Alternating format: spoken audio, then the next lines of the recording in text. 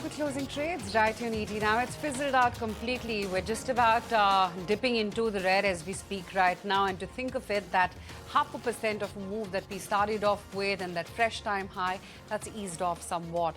The pressure points today, while the breadth of the market did begin on quite a robust note, but that also has completely changed hands. And it is the declines which are taking over right now, from Yes Bank to Godrej Consumer, Page Industries, Oberoi Realty, Interglobe Aviation. These are all your laggards in trade as we speak right now. But Deepak Shenoy too joins in on the show. Deepak, hi, afternoon. Good to have you on the show. Finally, that 14-month jinx gets broken. What next now for the markets? Do you think the broader markets will play catch-up, or do you think the Nifty will consolidate? So I think, Aisha, the markets have kind of still not given a meaningful breakout in that sense to new highs. We have seen the Nifty 50 do something, but the Nifty 500 is still a little behind. And then we've got mid and small caps. Small caps are actually negative for 2025. I think they're down about 5% in this year. So there is a bit of a breadth problem here, and a large number of stocks are still significantly below. And I think more than 40% of the Nifty 500 is actually more than 10% below its all-time high. So there is a breadth problem here. So we haven't seen anything meaningful happen even on the FII front in terms of they're starting to buy. I think there have been some purchases in the primary market and so on that that have perhaps skewed the data.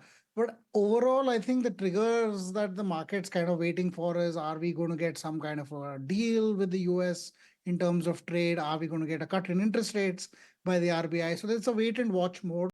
I don't believe these triggers will immediately spike up the market, but I think it will provide a stage, at least if the interest rates come down, to reduce the cost of capital and therefore increase capex overall. We've seen that nominal GDP is so low in comparison, and therefore stock market returns will not fly very far away from nominal GDP returns in the long run. So there has to be an investment push in order to push nominal GDP up as well. Interesting. But Deepak, what if that remote possibility, and now it seems like, it very much is possible that it could be a status quo perhaps from the RBI. Then what happens? Does that act as a big disappointment for the markets? Well, I feel like it's a little weird, because if you see, the RBI has always looked at data as one of their core reasons for making these decisions, and the MPC itself. If you look at the data, it shows 0.25% inflation on a CPI basis. Manufacturing-based inflation is also very, very low. We're seeing when you have inflation that low, think of a business. It cannot price its goods much higher because inflation is low. Expectations of that inflation are also low. And at the same time, it has to pay 7 or 8% higher for its debt, simply because the government ends up paying maybe 6 or 7% for the debt. So that's because the interest rates are relatively high. We've had the largest difference between inflation and effective RBI or repo interest rates for the longest time. It's now more than 5% of a difference between repo and inflation. I think that is too high, and we should really consider it. I would be surprised if the RBI didn't take this into consideration, but we have weird consideration, like the currency will fall, like as if it didn't fall all this time when the rates were relatively high, and we've already reached 89.6. So there's no point of trying to save the currency by hurting our own manufacturers and increasing their cost of capital. So yeah, I'd be surprised, but that's probably a disappointment to me. The market might not. The market doesn't seem to react to both positive and negative news, so I don't see any immediate impacts to it. And in fact, yeah, Deepak, you make a good point. The rupee is actually at an all-time low, a fresh all-time low now of 89.7. But let's refocus and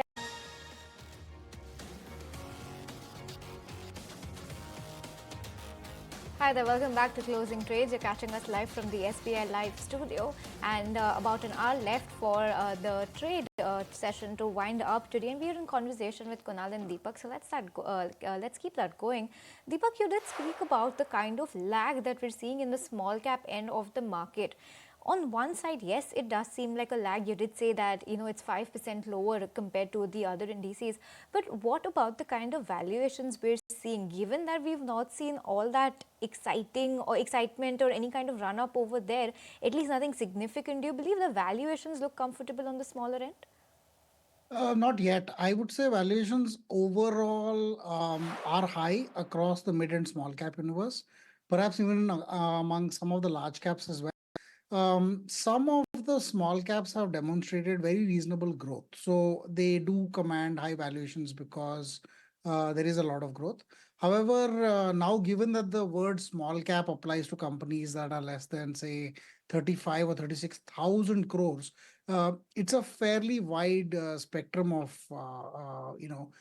stocks that kind of make up the small cap index, and therefore uh, companies that are closer to the mid cap end, which is 30, 27, 30,000 crores, they tend to have relatively high valuations in our view. And some of that is because some are relatively new. They've only been here a couple of years or so. Some of them are in industries which seem to be in favor in certain areas, such as semiconductors and so on. And so they kind of skew the overall market cap based P of the index.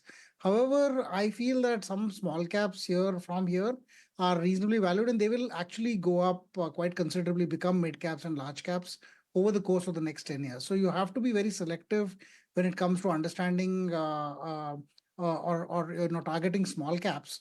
But it doesn't mean that the small cap index is cheap or anything like that. Even though it's fallen, I think it's still considerably highly valued.